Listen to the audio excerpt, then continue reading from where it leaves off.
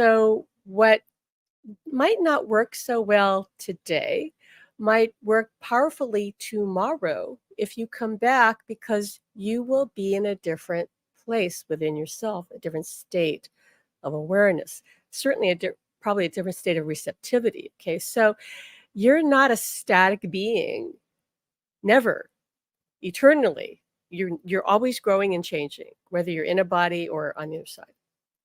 Okay, so frequency matters because it's what makes up your vibration, right? So your vibration is what you're offering. Kind of, let's say, think of it, it's not completely accurate to say this, but you could think of it like it's a signal that you're radiating to the universe.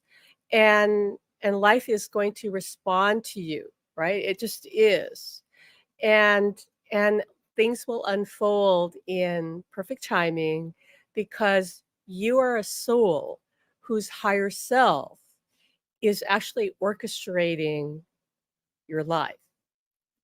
Now, some people will hear that and say, well, if my higher self is orchestrating everything, they're falling asleep on the job because I don't like my life. Things are not really working out the way I want it to.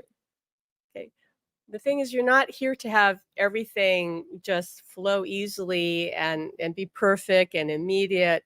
You came here for the challenges, right? That's just what we signed up for. And I know it would be so much easier if we didn't have the challenges, but that's how we grow, right? We don't grow like this in the spirit world where everything is timeless and there's no resistance, there's no limitation. Whatever you think of manifests instantly. Whatever you want is there, right in front of you or in your hand or whatever. It changes immediately, right? There's no challenge there. So I know it can be difficult at times. And certainly when you're grieving, that can be the biggest challenge. But there's a reason you're here. And if you look at your life that way, as I choose to do, it wasn't always easy for me to look at life this way. I mean, Alan really helped me push through this. It comes in stages. So be patient with yourself.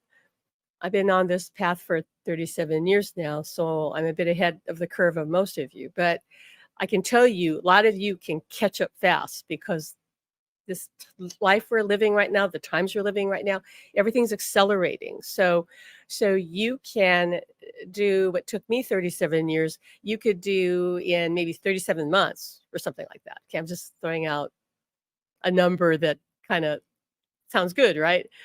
But with anything's possible. You could have a major transformation in a few months, or it could take a few years. Everybody's different. But I know that the rate of change and transformation is just really stepped up.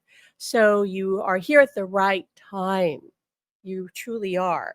So even if you're in grief right now, know that if you found your way to us, if you're listening to me right now, there is their spirit's telling me 80 to 90% chance that your loved one led you here, and or your own higher self, which is always guiding you, kind of nudged you, because this is how it works. Put an idea in your head, giving you an impulse to check something out, to watch a YouTube video of ours, or however way you found it to us right now at this moment, listening to me right now. That's how the other side works. I've known that for 37 years. I mean, I could write a whole book on that, like all the instances of, guidance and what I witnessed with other people. But once you just start to understand that you're being guided, you're being led, that life is working for you, not against you. If it seems like things are against you, that can be your own negative ego, your limiting beliefs and fears that you're manifesting. Okay, so you got to clear that out. So today we're going to do our best to try to help you reset your frequency and move the needle, if you will, okay, to shift you, even if it's just a little bit, just a little bit, to shift you to a higher frequency. And this is an incremental journey, and you don't want to go too fast because it can be very disorienting. You don't want to do what I did back in 1987 and necessarily some of you could get away with this and be fine, but me, I mean, I was channeling every day for up to 90, usually 90 minutes to 2 hours a day, right, for people. I was channeling for people, anybody that would sit in front of me. I made all my friends like sit in front of me and I would channel for them. And I did that for 5 months. And if you do anything that intensely every day for 5 minutes, I promise you something's going to change. Something's going to. And for me, what changed was I became telepathic. I just heard spirit clear. I was already hearing spirit clearly. They just came in so clear. And so whenever I had a question or somebody asked me a question, I would just know the answer.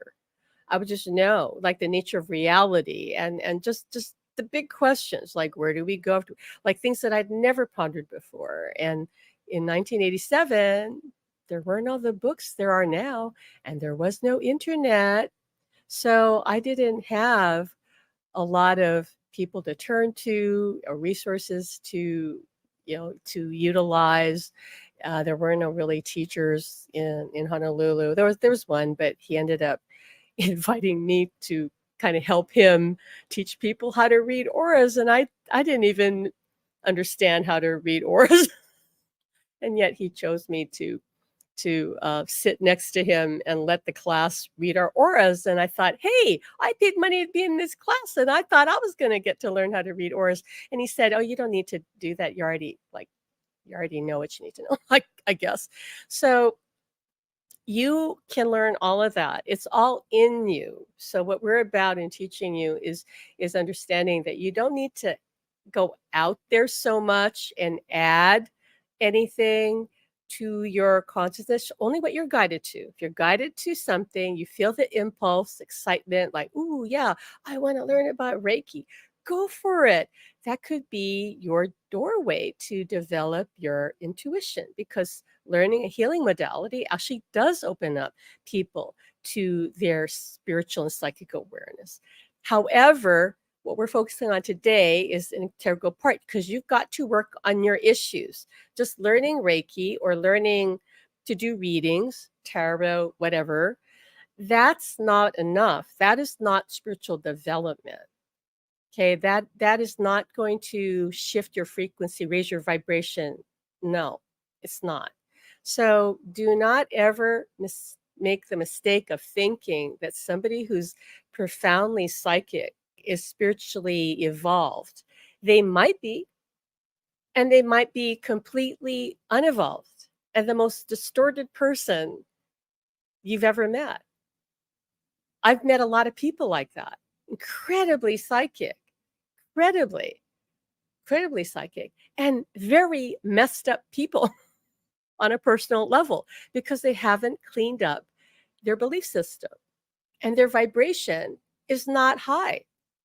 So I want you to really grasp that, because there's this big misconception out there that psychic power equates spiritual power. Those two are mutually exclusive, right?